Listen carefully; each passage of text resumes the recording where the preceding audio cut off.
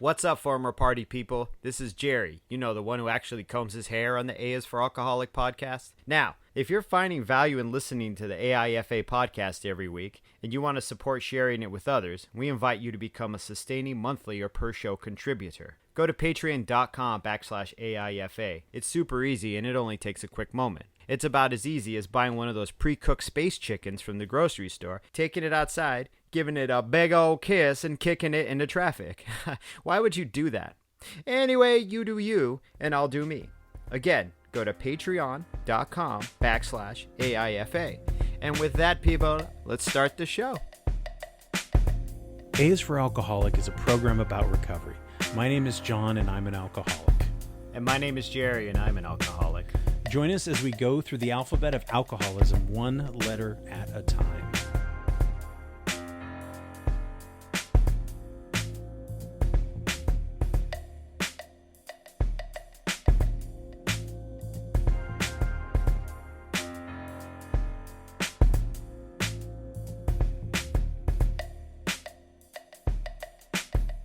Did I tell you I went to the acupuncturist last weekend? No, how'd that go? She really stuck it to me. Bam! Dude, shit. Yeah. No. Just No, did I ruin your night? She got to the point? Did She she get got to the point? Yes, exactly. Now you're getting it. You had some piercing conversation. Yo, Yeah. my, there you go. She was Chinese. No, her name was Joan, and so my leg's been hurting, some nerve thing that's been going on for the last couple of months, and almost the last couple of months, and it's like really, not to mention the cold weather has really dropped my mileage down running, and so I'm just trying to do anything to get it. And she laid me on my side, and she stuck a needle in my thigh, and have you ever had this happen? Have you ever done acupuncture? No, I find acupuncturists to be pricks. Nice. That's good. No, I haven't had it done. My parents swear by it, though. Well, I've had a lot of chiropractic work done, like kinesiology, but I haven't quite gotten poked yet. Not in that way. Not in that way. Yes. Yeah, in the tattoo way, yeah.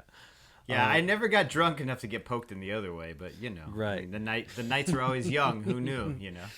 It's like the needle goes in and your muscle seizes up really hard. There's like almost this spasm and this cramp.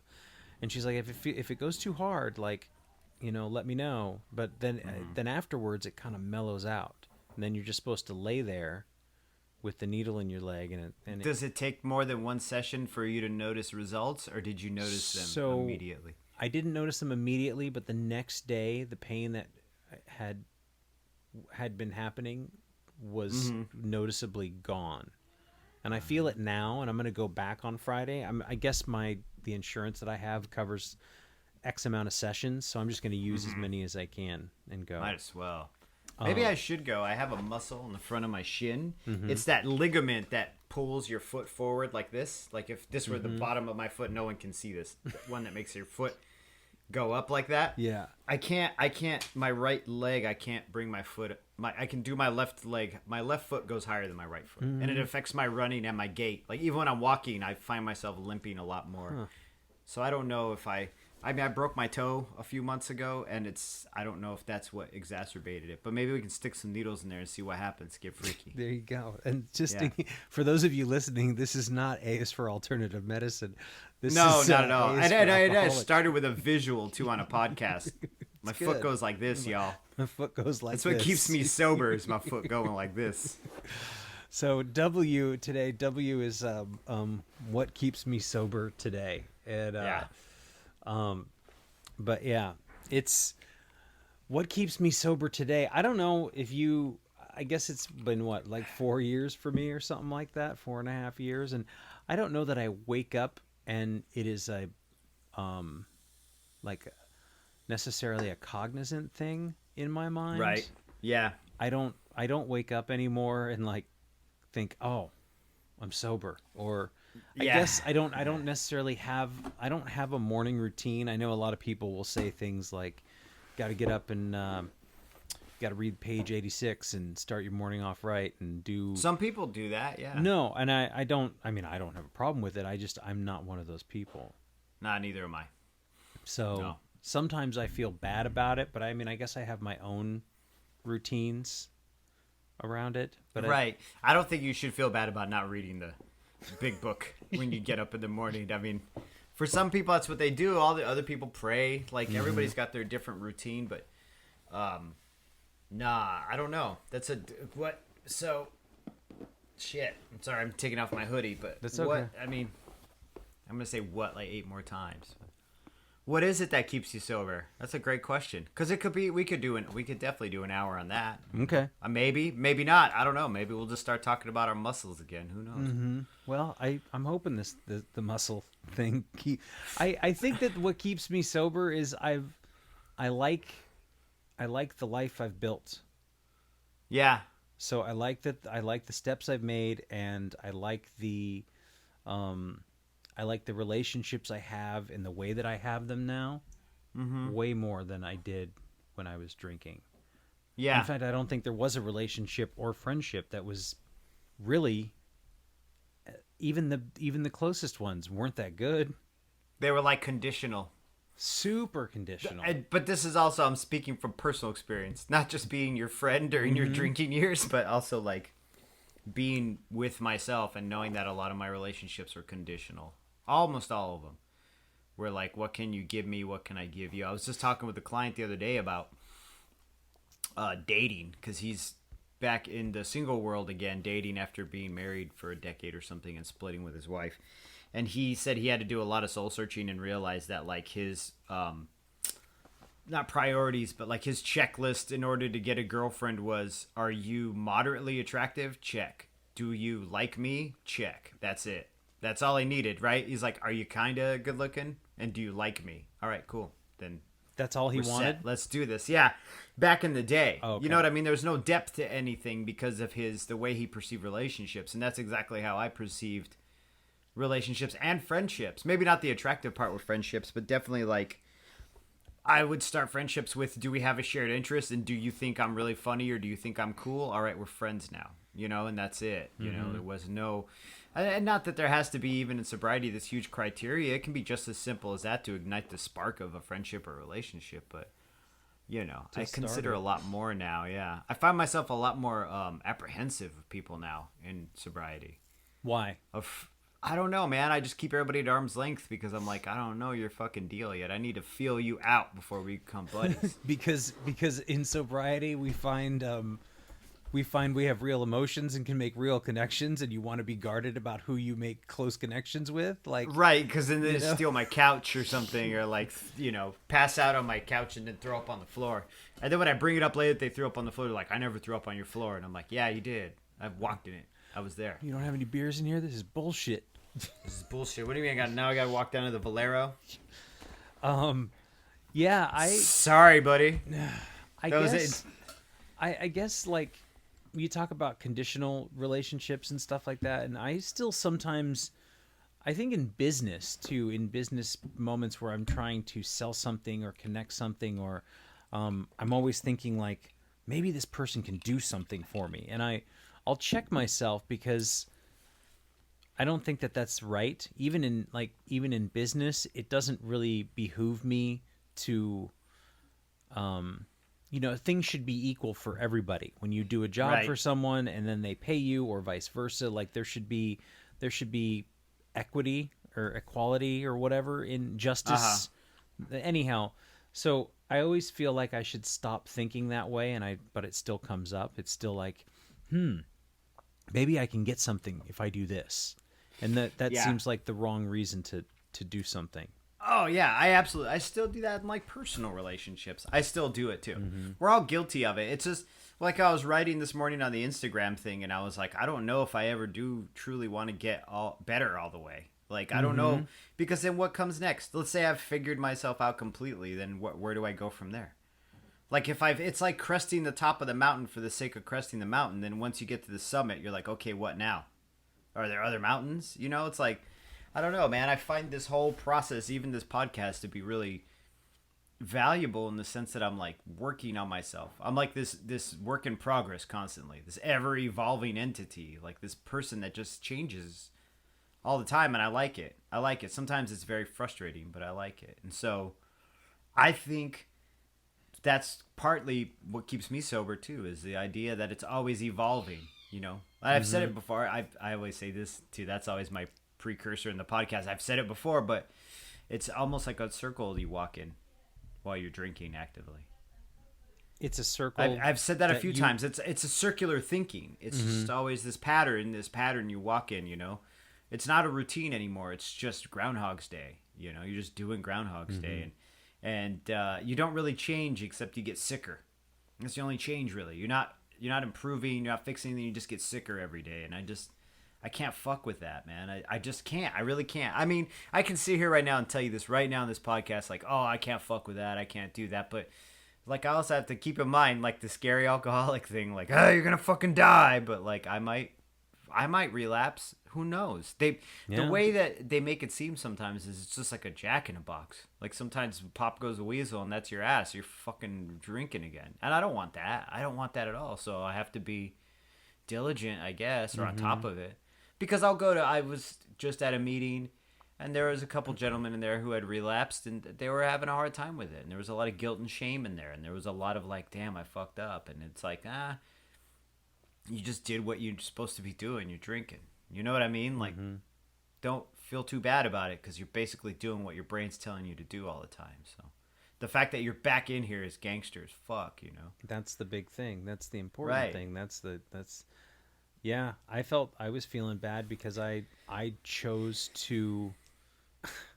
So instead of going to my regular, Sunday morning meeting, I chose to spend Saturday night, which was my girlfriend's birthday, with her, and then sleep in the next day. And you felt bad about that? You gotta loosen up on yourself, buddy. Right? So, I didn't necessarily feel bad at the time, but then I'm used to, like, there's that thought where I heard somebody once say, you can't get drunk on yesterday's booze, so you can't stay sober on yesterday's recovery, or something like that. And so I don't agree with that. You don't agree with that? Go ahead. No, not at all. Well, I guess the part of me, there's a part of, I guess that stuck in my head, and it was like, right. Well, at the very least, if I go on Sundays, and then you and I do this podcast, and that's good. And so I even thought about this evening. I was working on some other shit, and I was like, oh man, it's podcast night, and I got to get ready and set this all up. And there was a part of me that was like, man, I just want to break from all of this. And it was like, right. That's not entirely true, because I feel so much better after we talk. Right.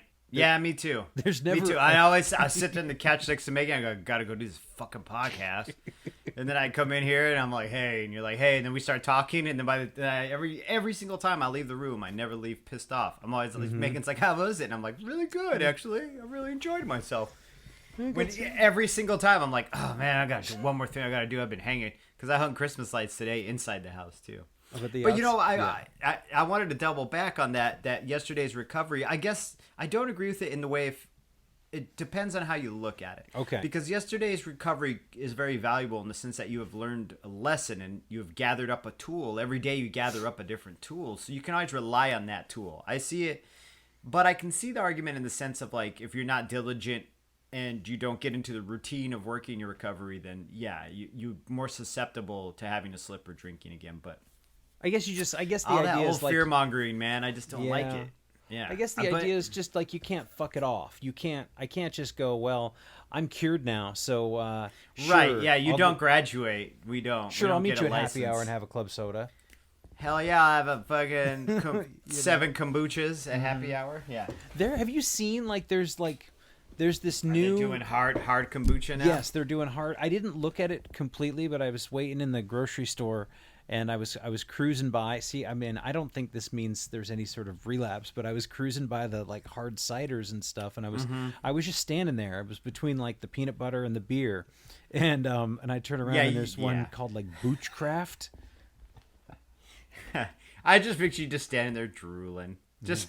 It's more over the peanut butter than it is start the beer. Taking your shirt off. I know, dude. But this fucking kombucha with booze in it doesn't make any sense, right? Because kombucha is supposed to be good for your intestines and your gut, but then booze makes you have diarrhea. So it's like, why are you? It's like mixing anti-diarrheal medicine with prune juice. Do you know what I'm saying? Like, confusing Yeah. your guts. Yeah, I mean, I think that there's the whole trend of making things healthy. We used to, when I would bartend at this one place, we made this one drink that we jokingly called I think at one place it was called the guilty conscience, and then we called it a clear conscience and whatever, but it was like this super light cucumbery gingery drink, and people were like, Yeah, "Ooh, I had one. You made me one, actually. Okay. Yeah, like Because you were "Ooh, so this is a proud of spa yourself, drink." like, look at this guilty conscience. And I'm like, it's got booze in it? And you're like, yeah. That's Cucumbers wild. and booze. And I'm like, I don't give a fuck. Yeah, sure. Let's go. Let's And go. so, but there's this whole trend of making booze healthy. I saw something about, like, I've seen pictures on Instagram of women drinking wine with their yoga, and In moderation. but It they've can be always done found, it. Yeah, to relax, I guess, you and help you out in certain ways. But, They've always had I've always athletes said- sell beer. right. And alcohol is not worth drinking in moderation, in my opinion. Because that's the way my brain works. My brain doesn't. In moderation, what is this, fucking Sunday school? What would be the point? What is the point? Aren't we here to get drunk and maybe make out with someone and poop our pants? So what makes you Go to jail. So what makes you? Well, so you That's were. what keeps me sober today. Yeah, is that you don't poop your pants and go to jail? Not anymore. Not anymore. Where's my fucking certificate? I want my diploma. I'll make you one. I appreciate it. Thank you. Gold star didn't poop my pants today. Boom. 2019. So what? How did you? I guess you stopped eat. You started to eat in moderation. I did and didn't. I actually just ate the serving size. So that's not even moderation. Moderation would be like, well, yes, I guess compared to the way I was eating before, yes, I ate in moderation. But also, eating didn't make me feel drunk. Like, so, you know what I'm saying? So I could do that one thing in moderation. Like, I could go, okay, well, I can eat the serving size that's on the packaging, or half of the serving size. I mean, yeah, the compulsion is still there to want to eat. Like, that's why I don't really try not to eat too shitty, because I do feel compelled to eat more. I won't count it and not think about it. And so, but yeah, I don't know. But I also didn't start eating moderation until I'd been sober, like 3 years, Yeah. 4 years, you know? Yeah. Yeah, I started on Easter Sunday. That's when I started counting calories. But that was like 2017 17? or 18. 18? Yeah, Megan had a friend in town from Seattle, and that was the last time she'd been up here, and that was 17 or 18. I don't know. And well, it was after we started the podcast. When did we start that? In 18? I don't know. But I guess I had to have the tools beforehand of like working some type of program. You know? Mm-hmm. I mean, I had beef stew for dinner tonight. It was homemade. I made it. You know, well, I thought it out. I made it like 2 months ago. 2 months stew. It's still 2 months good, stew, right? It's still freeze it up. Yeah, it's way good. Yeah, you can keep beef stew frozen for like 6 months. 6 years even if you need to. If that's your kind of party, dude. Put it in a Ziploc bag. How did the Christmas lights come out? They look good? The ones on the outside of the house will suffice. The ones on the inside look really good. So I've got this big bay window. Not a bay window. It's like our house is like an A-frame. And we have a window that runs along the whole ceiling in the living room, along the top of the roof. I don't know how to explain it, but I had to put lights around that, and it was like a 3-hour process, because I had to take apart. It's directly under my entertainment center where my TV is and all my speakers. So I had to take all that apart and like pull the entertainment center away from the wall to get the ladder up there. Because we have really high ceilings. They're like 14-foot high ceilings, or 12 feet, or they're high. They're very high. And I had to get way up there. It all turned out fine. Yesterday sucked. Yesterday was out in the rain and the cold and shit. But it's Oregon. What are you gonna do? Now you're gonna live with the rain and the cold. You got your Christmas lights up? No, they're in the drawer still. I don't. You're like, I have don't any. celebrate Christmas. Not Jerry. really. I got to work Christmas Eve. But I mean, No. you know, like I just think about all these things. All the things that I have are because I quit drinking. Yeah. Any good thing that I have, even like the weird, pain is such a strange thing, and like physical pain, and I guess emotional pain too, because like, and I slept on my shoulder wrong. I don't know how that happened, or not my shoulder, my elbow, and so my elbow's all fucked up and swollen. Like I couldn't lift weights, And, for me to think about that, oh, I couldn't lift weights this morning. Like, what a weird thing to say, for me. Or I couldn't go running because my leg hurts, or this thing I got Achilles heel tendonitis, and like whatever else is going on. And whenever the pain's gone, I forget that I had it. And,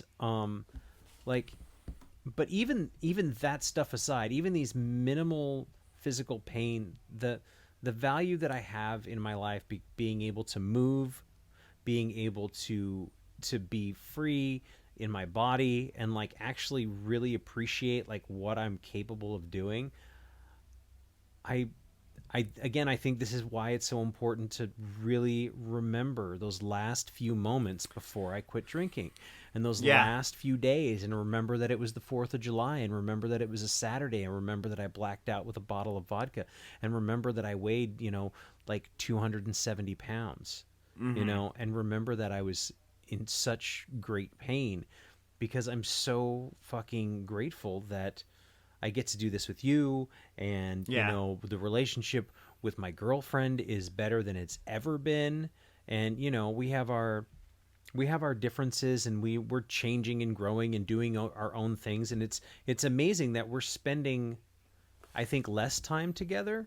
We don't live together, but we're closer in a lot of ways. Rashida with Rashida, yeah. I thought you meant you and I was like, wait, what? Well, that's and it's just that things are changing and growing and evolving and all this stuff, and like this wouldn't exist. I would still be drunk in this bed, probably texting or calling you, going, I don't know what to do, and you would be like, I don't know either, man. Gotta fucking figure it out. Call me when you do. Like, there's nothing to say. Get your ass to a meeting. That's what I told you every time. Yeah, I'd be like, just go to a fucking meeting. I don't know, man. I don't know. Yeah, I talk about God at those things. I'm like, don't even worry about the God shit. Just go and see what happens. And I would wake up every morning going, oh, God, here we go again. I was at band practice the other night, and we were warming up, and we were like freestyling around and throwing out little raps to kind of warm up our mouths and kind of, you know what I mean? Just get the body working. And Kenny Wilson in one of his raps had said, I get it on. I take off all my clothes and dance like Naked John.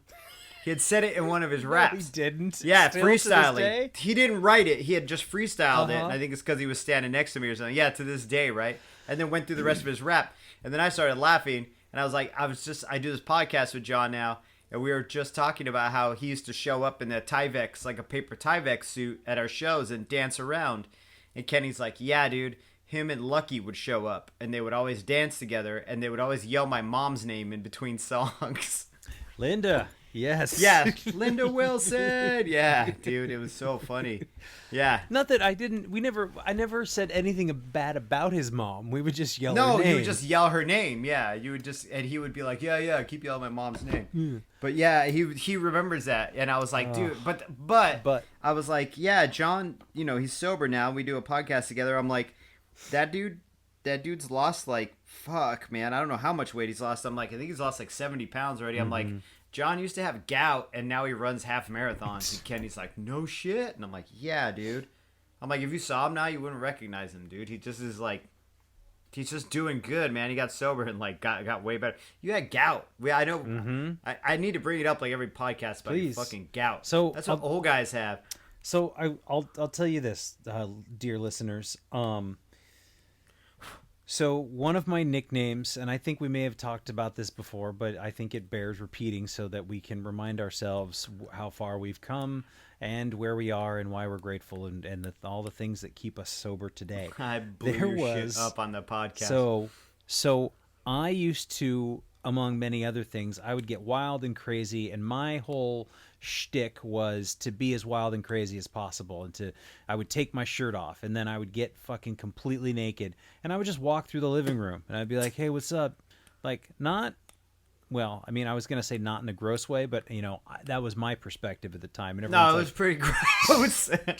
So I loved it, though. I thought it was the greatest Jerry thought thing it was funny. It was so fucking subversive to me. Yeah. And by the way, I had to inject. You didn't get completely naked. You would always do something weird, like leave your boots on and just be like, or you would just be naked from the waist down. So you'd have boots and a t-shirt, but you'd Winnie the Pooh it, so your dick and balls would be like just hanging out under your shirt. And to me, I thought that was even funnier than getting completely naked because I was like, I'm like, this guy's a genius at comedy. Like, he is so subverting everybody. And everybody in the room would be like, oh, naked guy, penis. And I would just clap because I was like, this is fucking hilarious. Like, I own a dick. I'm not afraid of seeing John's dick. Like, he's my friend. You know what I mean? Like, so to me, I always found it very endearing. Right. But I was drunk too, though. So. But I mean, if I were to do that today, it would probably be a little less endearing. It'd feel a little more serious because I'm like, are we at penis phase now? I mean, in our sobriety, is that where we're something? Going Yeah, I don't know. What step? I'm is like, this? John gets wild, man. He drinks 3 LaCroix and just takes it out. So this was a trend, and this was something that I did fairly consistently. I mean, there was lots. I remember parties where the house would be full of people. This is even in Seattle when I had an apartment, and I would throw parties. And I would get so fucking drunk that like I would be out in the party and I'd have like 20, 30 people at my house, and then I would wake up with no pants on the floor next to the couch, and everybody would have left. I would have been alone and I wouldn't have remembered anything. And so this Naked John myth, nickname, and then Jerry did a series of poems at this open mic, and then it became this thing because it was a small, tiny town, and, you know, everybody kind of knew each other, and then it became this thing, and then there was this bigger thing, and then all of a sudden everybody knew that I drove the red Dodge Dart in town, and I remember one time somebody wrote in dirt in the window, Naked John, on my window, and I was like, what the fuck? Like, I don't think it was you. But no, it wasn't me. No, but I'm only smiling because I feel bad now that I gave you this fucking nickname that stuck. I'm very sorry. It's okay. I'm making amends. I'm making amends right now for doing that. It's okay. Well, I appreciate that, and I accept your apology. And you don't have to feel bad. I think it's important that we bring it up and that people understand that this was how I behaved. This is how I thought it was okay to behave. You said you would drive by in traffic and people would yell it, Naked John. And that happened. That happened as well. And so all these things happened, and this lasted many years. This wasn't just like a few isolated incidents. And so that's why we're here. And that's why we're here. And so it's like, I think it's funny that a guy that we used to hang out with is, you know, freestyling raps, and, you know, it's part of his warm-up, man. It's part of his warm-up. But even talking to him, man, like about our other friends, and like we've got an acquaintance that he still drinks, and he was like a really fucking talented chef and a cook and stuff, but he's a giant alcoholic, and now he's got gout, so he can't stand. So now he has to quit like his passion and do cold calls for like a collection agency and just drink all the time. And he's got diabetes now, and he's only like 5 years older than me. He's not even 5. He's not even 50 yet. And the dude's developed diabetes. He's got gout. He fucking can't stand anymore. And the solution's there. The solution's right there. It's right fucking there. It's like being in the ocean, you know? You can't drink any of that. Well, you don't think you can drink any of that water. Do you know what I'm saying? I guess that's a bad analogy because you can't drink the water. It'll kill your ass. But do you know what I mean? Like, the solution's there. You just got to figure out a way to live without the fucking shit. You got to get off the shit. You got to get sick and clean your body of all the shit, and then figure out how to live your life without the shit. Yeah. The gout was really awful too, man. Like, you could barely, and I don't know if anybody's ever had it, but please, all I can say is that my gout, and probably 90% of my physical ailments over the last, I don't know, 20 years have been diet related, whether from alcohol or food. You had that crazy elbow thing too. I do. My elbow hurts right now, but I kind of Oh no, not now. I just meant but back in the day, from like being on the bar or whatever. Yeah. But I got it in my foot really bad where the gout would flare up, and I couldn't walk. I would try to walk it off, and I was like, if there's uric acid crystals in my big toe, I'll crunch them all up. Like, this is my medical advice I give to myself, thinking I could just walk it off and very eat like holistic, 10 you know, ibuprofen and fucking, you know. Oh God, yeah. And it didn't work, and I could barely sleep, and it was hell. It was absolute hell, and the only way to do it was to stop drinking and stop eating shit. In specific, my specific things was a lot of salami and Swiss cheese, which just went straight to my big toe. Which is delicious, but also, And so, like, those are the things we dealt with. I mean. And so now when I have these small little pains and I go And I really try to remember that, oh, I'm still up and about and I'm doing things and I can move. And, something like the acupuncturist is like, well, you need to lean in and stretch that heel. I know it hurts really bad. It feels like somebody's tearing it in half, but you need to find the point at which it hurts and then stretch it just a little bit further. And I was like, oh, so this is just another tool to help me fight through that pain and find a way out to a life where I can walk without pain. Right. Or run without pain. So, I mean, that's, in a weird way, that pain is a gift unto itself. And I know that sounds really fucking pretentious, but but it is, because it tells me something's wrong, and then I can begin to fix it and heal it. Well, and you're conscious and cognizant through it. You know what I mean? And it's a pain it's a well-earned pain. Do you know what I mean? It's a pain you earned. You earned through making yourself healthier. Now, having pain is obviously not a great sign of health, but you know what I mean, though? Like, I bet your heart rate's fucking killing it. I bet your, lung capacity is killing it. And not to, I don't want to rake you through the coals for your gout and all this shit, because I have problems too. I absolutely did. Yeah, and I don't want to be like, let's fucking have John feel bad about his gout, because I was like made of heartburn and fucking IBS. I was like, I used to tell the guys at work I was a bunch of diarrhea in a man suit, which is gross. It is Someone's very making gross, dinner but, I mean, right that now. was I've probably said this before in the podcast too, but I mean, like, I just couldn't. I just wasn't normal, like regular that way. Not at all. And even it was all gastrointestinal and headaches, man. You know how long it's been since I've had, one of those hangover headaches, though? Not just a regular, ordinary migraine I get for like a day or two, but like one of those like 4-day hangover headaches where it's just, I don't know, man. And just your emotional mood is awful. Horrible, dude, horrible. I mean, I've been touchy over the winter, but it's like nothing like it used to be. Yeah. But yeah, I just that pain is something that is so, you talk about you gotta find a way. The solution is right there, right? It's so close. It's like right there. And and I was the same way. I still can remember thinking, no way out, no way out, no way out, no way out. Yeah. And not even thinking like, I just need to drink more and more and more and more, and removing that. And when I hear you talk about your friend with diabetes and the gout, and like all this shit is so fucking preventable. Well, yeah, and he was roommates with a buddy of mine that died back in 2005. Yeah. Who died from fucking drug abuse and drinking too much, and it just shut his body down. And the guy was young. He was like, in 2005, how old were we? 30?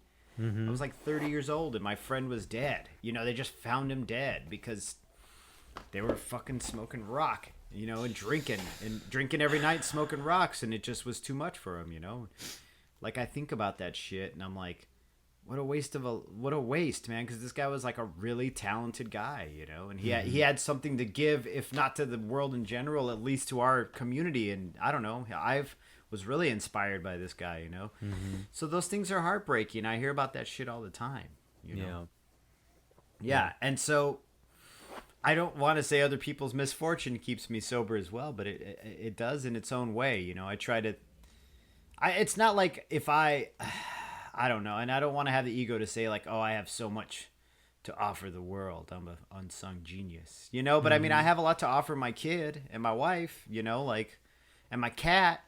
And even fucking Coco out there tripping, looking like a broom, He does look like a broom. Dude, he had a long piece of packing tape stuck to him today. He's just walking around. I just left it on him. And then Olive came home from school, and he's like crinkling on the table like he's wearing a diaper. And Olive's like, what are you doing? And pulls the piece of packing tape was like 18 inches long, dude. It had all kinds of detritus and debris on it. He just walked through it, and he's so hairy. He's such a hairy dog. It just stuck to him. Like, that brings me joy in a fucked up way, because I'm just like, yeah, you're cleaning up my floor a little bit. Thanks, buddy. Because it's just everything's sticking to the tape, But yeah, those are... There might be a metaphor in there or something, like I my think alcoholism find is it. the packing tape. Right, and I'm just dragging around. Dragging along a human wreckage of life, just all the human wreckage, yeah. You got to figure out a way to pull the tape off, but... Well, you just got Olive comes home, just yanks it off. What are you doing, Coco? I'm like, he doesn't know anything. But yeah, I mean, you do. He knows You how have to a play lot to dead, offer. but- You have a huge amount to offer. Like if Absolutely, but I guess what I'm trying to say was I didn't want it to sound like I was stroking my own ego, like I had this big thing to offer. Do you know? I know my personal life and in my personal relationships and in my sphere of people, I give and take, and they give and take. You know what I mean? And so I get that. I guess I just didn't want to come off like, oh, if I drank myself to death, the world would be a less of a bright place, because the world wasn't really a bright place when I was drinking anyway. So no, but your world is brighter. oh, much brighter now. Yes, absolutely. Yeah. There's stuff to be done, so I want to do it, and there's things I want to do. There's things that I want to get done. What do you want to get done? You know, lots of things. I just bought the BioShock triple pack. I knew you were gonna say some shit about PlayStation. I did. All 3 BioShock games are on sale for $14, so I restarted that up tonight. I want to make, bigger pieces of art, and I've been really inspired by making music with these guys the past few weeks, and I might try to record some stuff just on my own. I mean, I have the oh shit, I just tapped that. I have the capability to do it now. I just need a better mic, and just to play around with, you know what I mean, like these Apple loops and make something. I mean, yeah, it's corny. I'm gonna use Apple Fruit Loops or whatever. I don't know what they're called, GarageBand loops, but it's just fun. I made music all the time back in the day. I'd sit in my little room and record raps constantly. I just rap. Yeah. Nowadays, people that are like I was tattooing a lady the other day, and we were talking about band practice, because Etzel, who works with me, he plays the bass, and she's like, "You're in a band? What do you play?" And I'm like, "Oh, I'm one of the vocalists."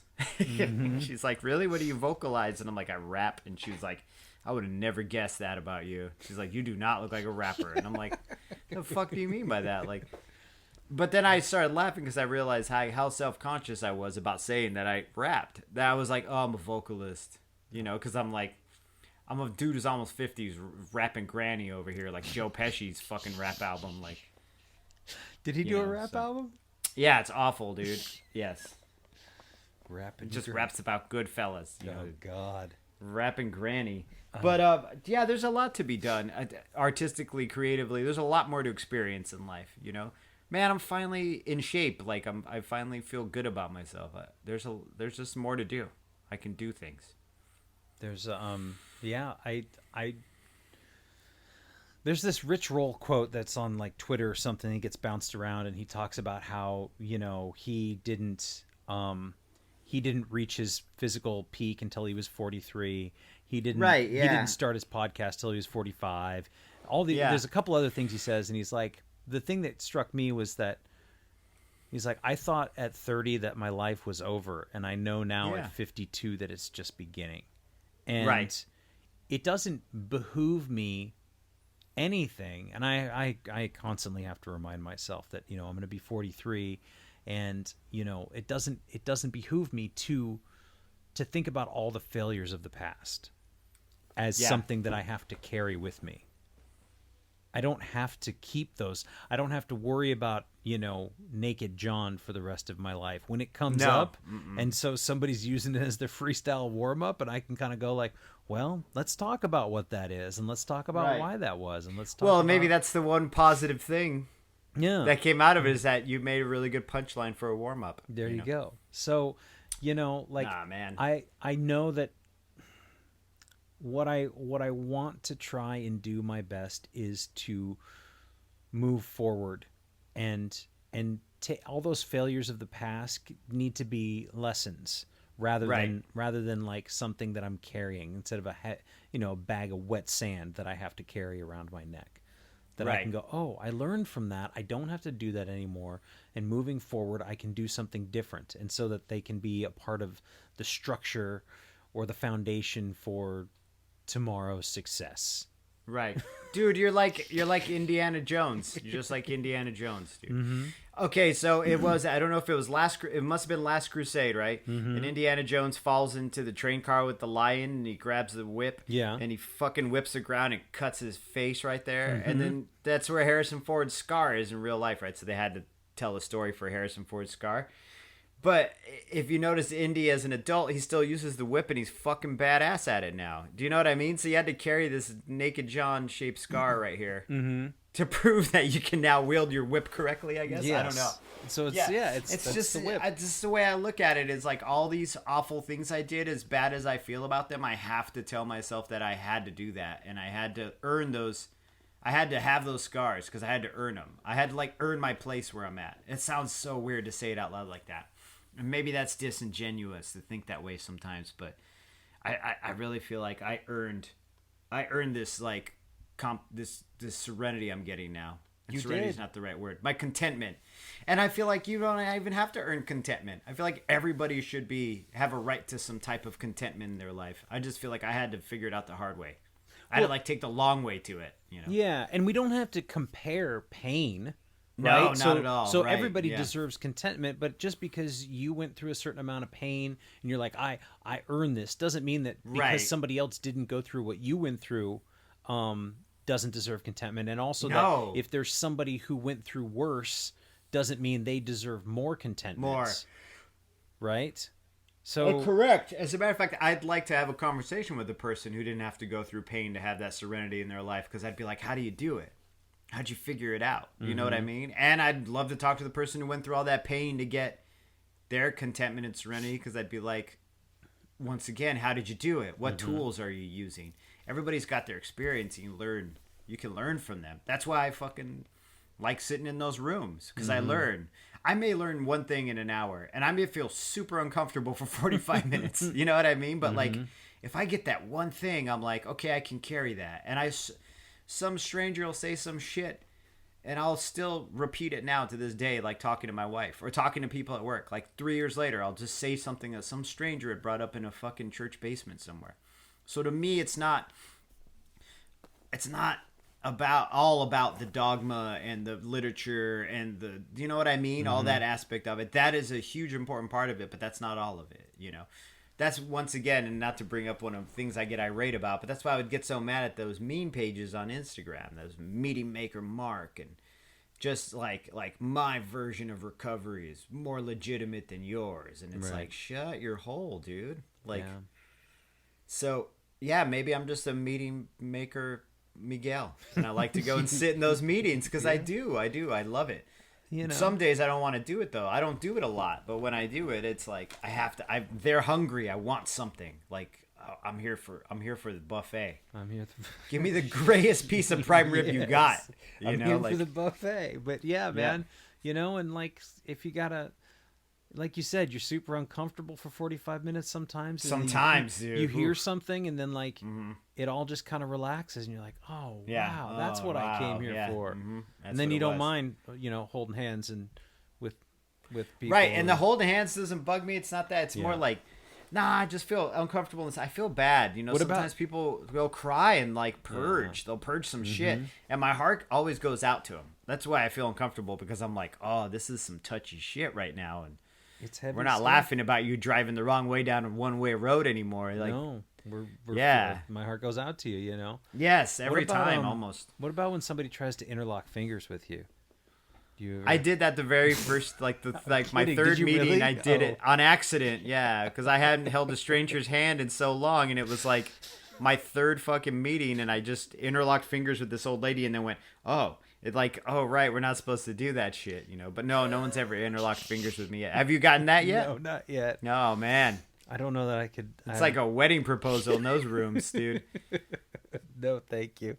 But yeah, I think that's... You should just grab the thumb next time. Yeah, just grab their thumb. I think I've been next to somebody who just wanted Keep to lock coming arms. back. It works if you work it. I don't ever really do the if you work part at the end. You don't work it if you're worth it. I mean, I do sometimes, but then sometimes I usually am just standing there getting my arms swung around like a fucking rag doll, just by two other people on either side of me, because you could work it because you're worth it, you know. And I'll do it sometimes, but not often. I don't know. I love I mean, not to get too much into the rooms here. I know we've got rules and shit, Fight Club rules, but I like when they fucking hit you with the old razzle dazzle and bust out the third step prayer, and everybody's like the new people are like, what the fuck? Mm-hmm. There's a long one too. It's like the seventh. I think the 7-step prayer is super long. There's one that's really long that I don't know. Mm-hmm. But anyway. No, it's good when you're like. And I was raised Catholic, so I'll do the Lord's Prayer. I don't give a shit. I know some people are like, ew, Lord's Prayer, it's gross. And I'm like, I don't care. Whatever, dude. You can fucking say mumbo jumbo, ooh ah ah around me as long as I get some recovery. I don't give a fuck. Right? You know? Wing wang. Yeah. Holla, holla, Yeah, bing, wing bang. wing, walla walla, bing bang. We could That's what it literally hold hands and do that at the end as long as I get to leave with the contentment. I don't give a shit. I think the next time that you're asked to lead the prayer, you should do that. You're like, ooh ee ooh ah ah, wing wang walla walla bing bang, ooh ee ooh ah ah, wing wang walla walla tig tag, or whatever it is. Yeah, I'm telling you that the old people in that room, they'd probably laugh their ass off though. They're a fucking pretty lively bunch. Mm-hmm. Yeah, people in their 70s are pretty wild, dude. We are not a glum lot.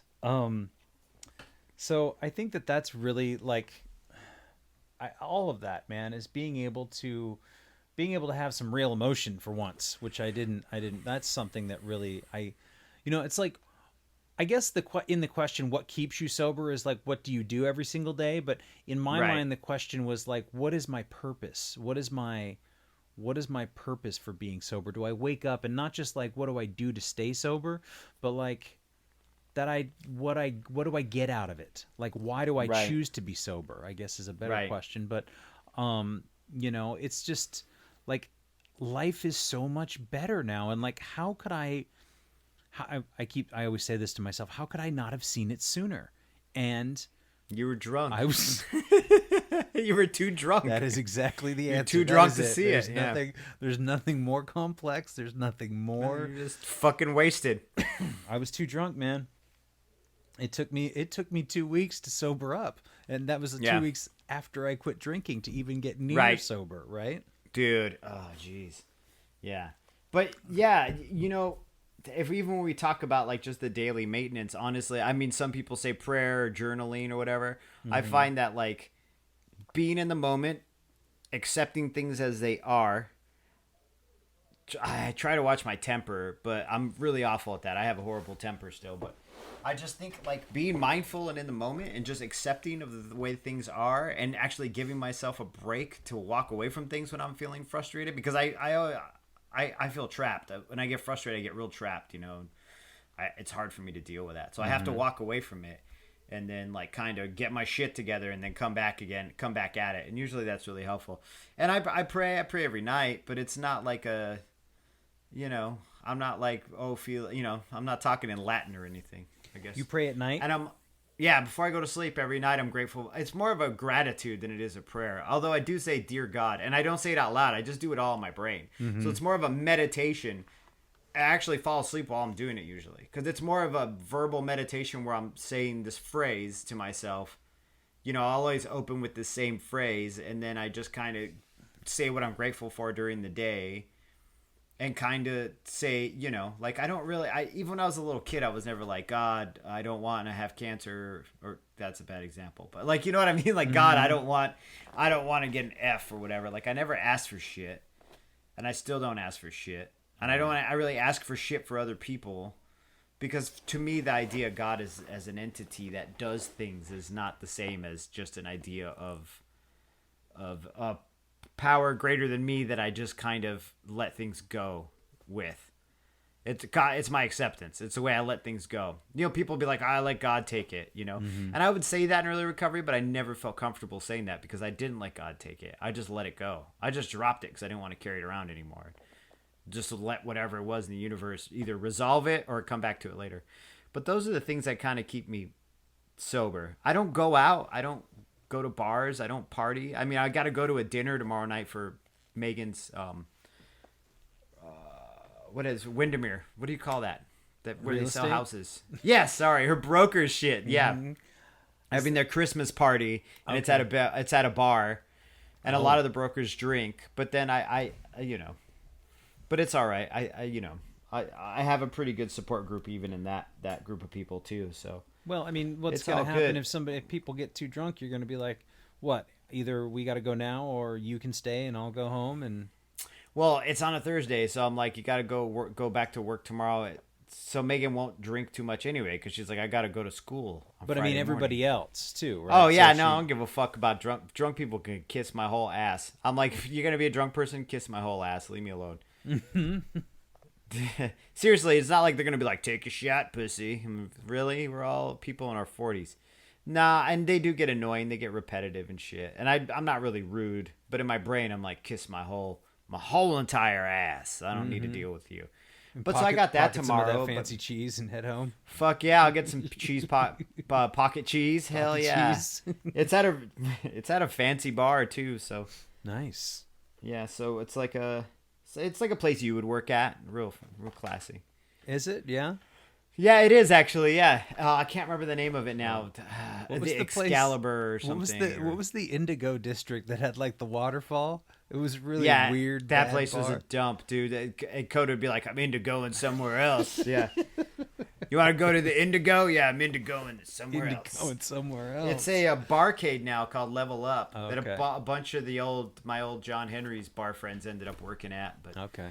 But it's just a barcade. They're popular. It's for college kids to play Dig Dug and drink fucking Red Bull vodkas, vodka Red Bulls. Nice.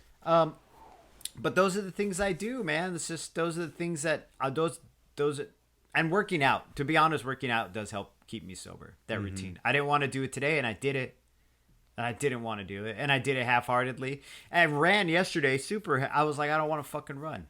Like lately, I've been real lazy. I don't want to work out, but then I just do it. I just propel myself into it. And when I got home and I was like feeding the animals, I was like, man, I feel really fucking good right now because I ran. Yeah, because I ran and I feel good.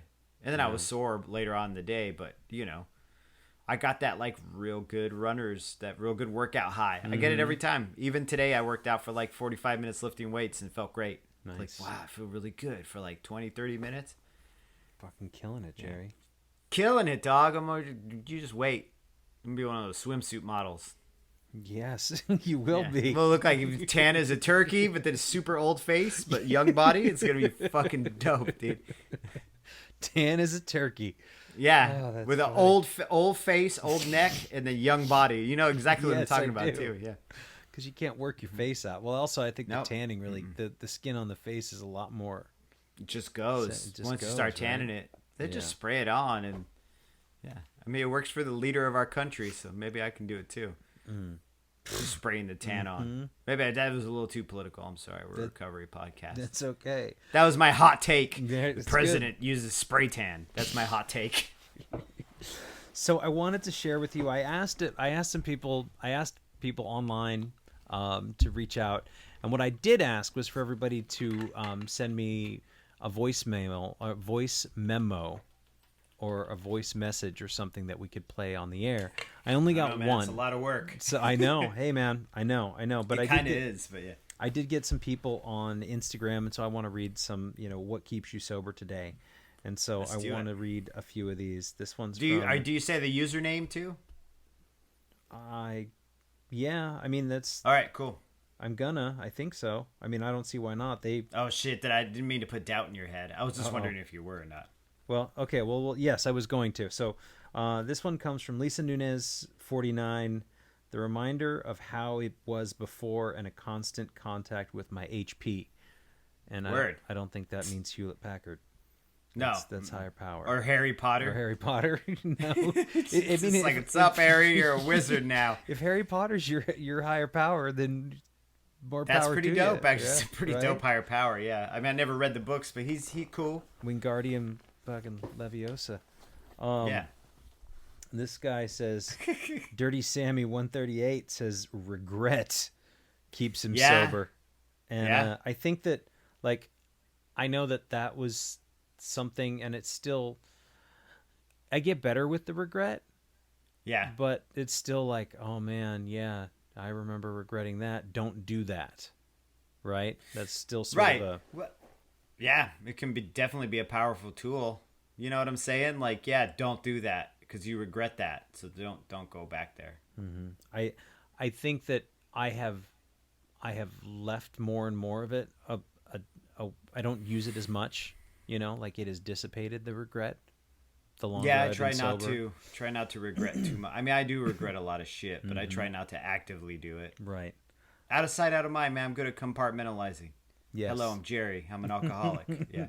Personal best every day says gratitude, and that's always a positive or always a I like that one. concept a lot, and I know it is a popular one, but it really is like the ability to not be entitled, to be like, man, I am really thankful that I don't feel like shit today, even if it's that much. Do you know what I mean? And then from there, build up. Yeah, hell yeah, build it up. Here's one from Leanne Lowles Wagner. Oh man, that lady. What is she? What did my mom write? It says, "How do you keep sober?" She says, "Not drinking alcohol." She's not even joking. That's my mom. I know. Like, my mom is so fucking dry and like so what's the word I'm looking for? Literal. Everything's very literal. She's like, "What do you mean, stupid? I don't drink." That's it. I just don't drink. Okay. Thanks, Mom. That was my childhood right there. I just don't drink. Mom, I fell down and got hurt. Well, don't fall down. I'm like, well, all right. I'll take that up. I'll take that up as an offer. This is from Go ahead. Sinkalicious Sober. I don't know who that is. Sinkalicious Sober says a It's couple dope, things: prayer and meditation, and also meetings. So happy to know they are everywhere. And I think I think that's a big thing. And even if the meetings are not your thing, even if AA is not your thing, there's a relief in knowing that wherever I go, there's some sort of support. Yeah. That I can just kind of look it up and be like, oh, and I cannot begin to tell you how many times I've been somewhere else, whether it be out in the desert or, across the country, or I've been other places and I'm like, man, I just need a minute to get away. I just want to go get away for an hour, and like, yeah, wow, it's been pretty awesome. I think it's rad that you go to meetings in other parts of the country. I get jealous of it. I'm like over here going, man, maybe I should go to a meeting in Springfield, just over the river. But I would hate to be like, yeah, we're an AA centric podcast, because we're not. We just happen to both go to AA, which is also, I don't know. I don't want to break any traditions there or anything, because I'm not representative of it. I'm just saying we just happen to use that program, but it is, like you said, super helpful, dude, to know that there's others out there like us who are in recovery, Yeah. Here's another one from J. Will at 84. Meetings, prayer, meditation, step work, helping others, the whole package.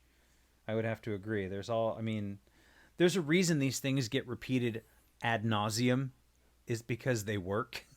Right. If it didn't work, people wouldn't be using it. But then I also see the argument where people say, well, that's your only option, which nowadays is 2019. There are other options now. There's a lot more. I mean, the other options may not be as popular, but they're out there. Do you know what I mean? There's still people doing them. But yeah, that seems to work. I mean, I don't know. But if I just said, asking for help, sitting quietly, talking to other people, and helping people, you'd be like, oh, those all sound like good things. Those don't sound like meetings, prayer, meditation. Right. But then you bring out this really old book from the 30s that's really antiquated, and you're like, and we meet at churches. Then you're definitely like, yeah, I don't want to drink your Kool-Aid. Yeah, exactly. Waking Up Sober says, my higher power. So that's another thing that is always there. Brink Tattoo just says, hi at A is for Alcoholic, smiley face. Do you know a Brink Tattoo? That's not somebody you No. Oh, well, hello, Brink Tattoo. Thank you. Hi. I'm glad that we helped keep you sober. This comes from a user named Plump David, which I love that name. That's pretty dope, actually. Plump David. He says chairing a meeting. And I think there's something, and I'll say this, like, it doesn't have to be chairing a meeting. It doesn't even have to be a meeting, but being involved in something and volunteering service for me is always helpful. Like, always being able to say, like, to get involved with somebody else, to do something for somebody is invaluable. Well, I mean, if there was nobody there to reach out and help you when you needed it, where would you be at this moment? Do you know what I mean? Or how would you have progressed, or would you even have continued on with any type of program whatsoever if there was not even in the smallest, simplest gestures. You know what I mean? It's not like I came into the rooms and Robin Williams showed up like in fucking Good Will Hunting and fucking talked me through everything. Do you know what I mean? But Right. the fact that some of these people who did not know me were willing to come talk to me after a meeting, or just willing to fucking touch base with me and be like, how you doing? Are you all right? Like, and then relate to me on some base level, even though I was skittish as fuck and didn't want to talk to anybody. I just wanted to go cry and leave. You know what I'm saying? Like, that meant a lot to me, dude. That really helped me out a lot. Yeah. Yeah, I feel acceptance within that group constantly, which is pretty rad, but, you know, I don't know. Go cry and leave. That sounds kind of like drinking days, too. Yeah, a lot like my love life, too, you know? Go cry and leave. And so the last one, I got one voice memo from a woman named Angela H, and she is one of our patrons on Patreon as well. Oh, word? And so she was Thanks, nice enough. Angela. So I wanna play this for you. Hopefully it's not too loud, but so I'm gonna play this message from Angela. All right, so what keeps me sober, I definitely think, is the true realization that when I'm drinking, I'm not the person that I think I am.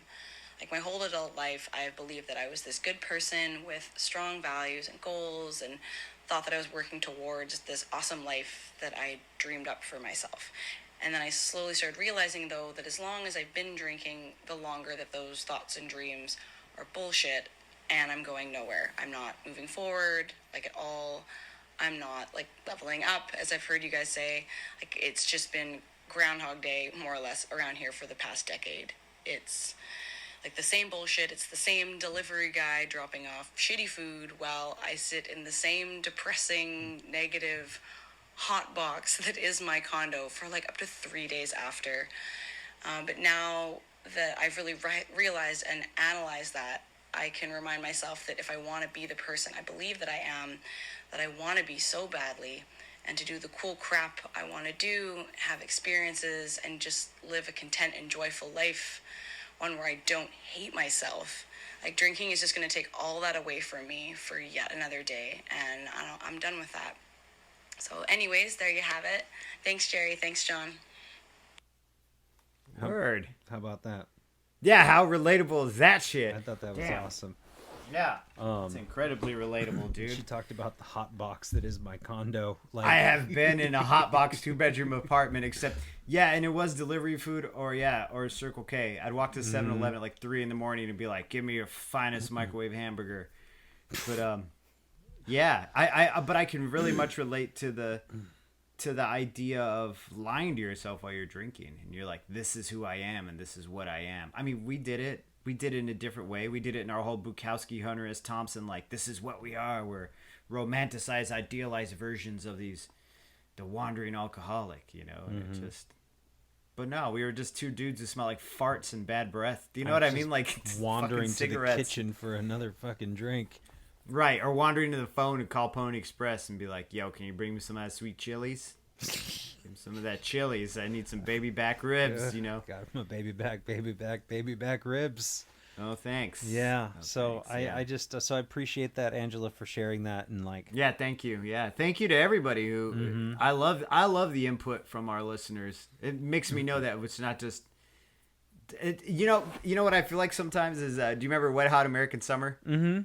The little DJ kid they had and none of the shit was plugged in. That's how I feel sometimes.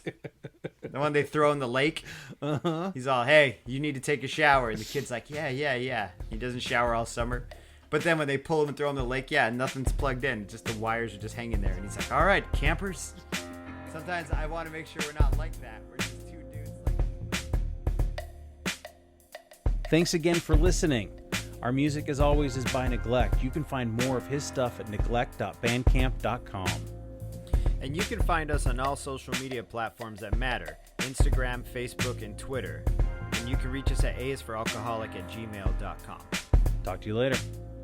Yeah.